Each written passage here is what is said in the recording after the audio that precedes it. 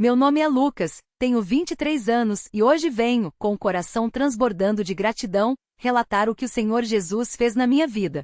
Não são palavras vazias, nem exagero de quem quer chamar atenção.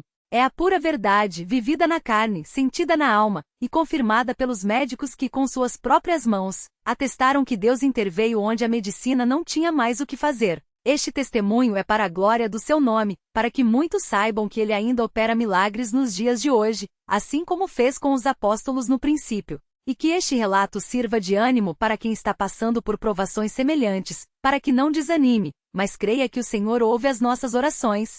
Tudo começou antes mesmo de eu nascer. Minha mãe, Irmã Maria, contava que durante a gestação, os médicos já haviam detectado algo estranho nos exames. Ela, que sempre foi uma mulher de muita fé, não se abalou na hora, mas confessava que à noite, quando se deitava, as lágrimas vinham sem aviso.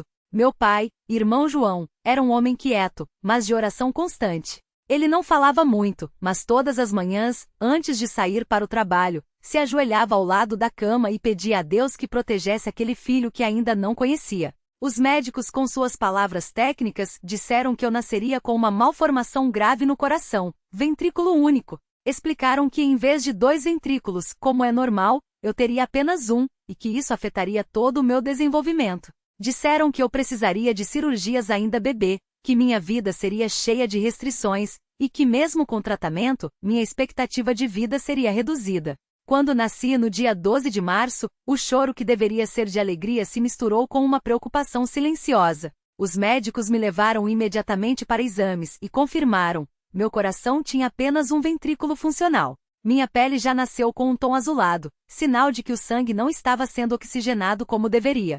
Os primeiros dias foram de muito medo. Minha mãe conta que enquanto eu ficava na incubadora, ela se agarrava à janelinha de vidro, orando em voz baixa: Senhor, este menino é teu. Tu o formaste no ventre, e só tu podes consertar o que está errado. Não deixe que o inimigo roube a vida que o Senhor deu. Ela não chorava alto, porque não queria assustar as outras mães na maternidade, mas as lágrimas escorriam sem parar. Com 1 mês de vida fui submetido à primeira cirurgia. Os médicos disseram que era apenas o início de um longo processo, que eu precisaria de mais intervenções conforme crescesse. Meus pais, mesmo com o coração apertado, confiaram em Deus. O irmão que presidia a nossa congregação na época, irmão Antônio, reuniu os irmãos para um dia de jejum e oração. Lembro-me de minha mãe contando que naquela noite, enquanto os irmãos oravam, ela sentiu uma paz tão grande que soube, no fundo da alma, que Deus estava no controle. Não que as dificuldades desapareceram, muito pelo contrário, mas ela tinha a certeza de que não estava sozinha. Os anos foram passando, e com eles as limitações.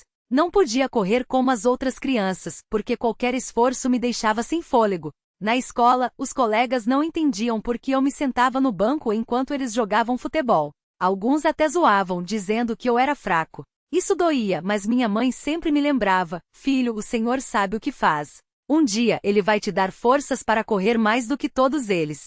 Eu acreditava, mas confesso, havia noites em que chorava no travesseiro, pedindo a Deus que me curasse. Não era só pelo corpo, era pela vergonha de ser diferente. Aos 12 anos, passei por uma nova cirurgia. Dessa vez foi mais complicada. Os médicos disseram que meu coração estava sobrecarregado, que o ventrículo único não estava conseguindo bombear o sangue direito, e que eu precisaria de um transplante no futuro. Minha mãe desabou quando ouviu isso. Meu pai, que sempre foi forte, dessa vez não conseguiu segurar as lágrimas. Mas mesmo assim, naquela noite, os dois se ajoelharam ao meu lado na cama do hospital e oraram. Eu ouvia cada palavra, e embora tivesse medo, sentia que Deus estava ali no quarto ouvindo. Os anos seguintes foram de muito cuidado. Tomava remédios diários, fazia check-ups constantes, e vivia com a sombra da próxima cirurgia pairando sobre mim. Aos 17 anos, comecei a sentir mais cansaço. Subir um lance de escadas era uma batalha. Meus lábios ficavam roxos com facilidade, e eu tinha que parar para descansar várias vezes ao dia. Os médicos disseram que meu coração estava piorando, que o ventrículo único estava se dilatando, e que se não fosse feito algo logo, eu não chegaria aos 25 anos. Aquilo foi como uma facada. Eu era jovem, tinha sonhos, queria trabalhar, talvez até constituir uma família um dia. Mas, segundo os médicos, meu tempo estava contado. Foi então que minha mãe teve um sonho. Ela sonhou que estava em um culto, e que um irmão impunha as mãos sobre mim e orava. No sonho, ela viu uma luz brilhante saindo das mãos daquele irmão e entrando no meu peito. Quando acordei, ela me contou chorando e disse: "Filho, Deus vai te curar. Não sei como, não sei quando, mas Ele vai fazer." Eu queria acreditar, mas o medo era grande. Como Deus poderia consertar um coração que os médicos diziam estar irreparável? Passaram-se mais alguns meses e meu estado piorou. Cheguei a desmaiar 2 vezes em casa. Meus pais, desesperados, levaram-me ao hospital, onde os médicos disseram que eu precisava ser internado imediatamente. Fiquei uma semana no hospital com soro, oxigênio, e uma sensação de que a qualquer momento tudo poderia acabar. Foi ali, naquela cama de hospital, que fiz um trato com Deus. Disse a Ele: "Senhor, eu não sei se vou sair daqui. Mas se o Senhor me der mais tempo, eu vou viver para a Tua glória. Não vou reclamar mais, não vou ter vergonha das minhas limitações. Só peço que, se for da Tua vontade, me dê saúde para servir a Ti." No domingo seguinte à minha alta, fui ao culto. Não tinha forças para ficar em pé por muito tempo, então me sentei no banco da frente, perto dos irmãos mais velhos. O culto estava cheio, e o irmão que presidia, irmão Pedro, falava sobre a fé que move montanhas. Ele leu a passagem de Marcos 11:24, onde Jesus diz que tudo o que pedirmos em oração, crendo, nós receberemos. Enquanto ele falava, senti algo dentro de mim dizendo: "Hoje é o dia." Não era uma voz audível, mas uma certeza no espírito. Quando o irmão Pedro terminou a mensagem, ele olhou para a congregação e disse: "Tem alguém aqui que precisa de um milagre de Deus? Que levante a mão." Sem hesitar, levantei a mão. Minha mãe, ao meu lado, começou a chorar. O irmão Pedro me chamou à frente, e os irmãos se aproximaram, formando um círculo ao meu redor. Alguns impuseram as mãos sobre mim, outros apenas oravam em voz alta.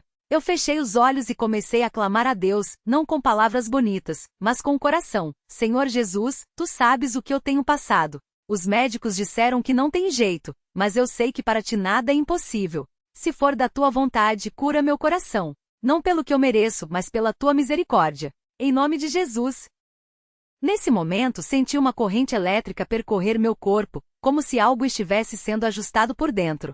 Não doía, mas era uma sensação estranha, como se mãos invisíveis estivessem trabalhando em mim. Os irmãos continuavam orando, e eu só conseguia repetir: "Glória a Deus! Glória a Deus!" De repente senti uma força tão grande que me levantei sozinho, sem precisar de ajuda. Minha mãe, que estava ajoelhada ao meu lado, olhou para mim com os olhos arregalados e perguntou: "Filho, o que você está sentindo?" Eu respondi: "Mãe, sinto como se tivesse um coração novo." O culto terminou, e eu saí da igreja caminhando firme, sem me sentir cansado.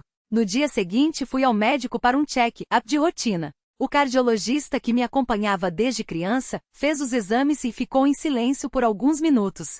Depois, olhou para mim e para meus pais e disse: "Não entendo. Os exames estão mostrando 2 ventrículos funcionando normalmente. Isso não é possível. Vocês têm certeza de que é o mesmo paciente?"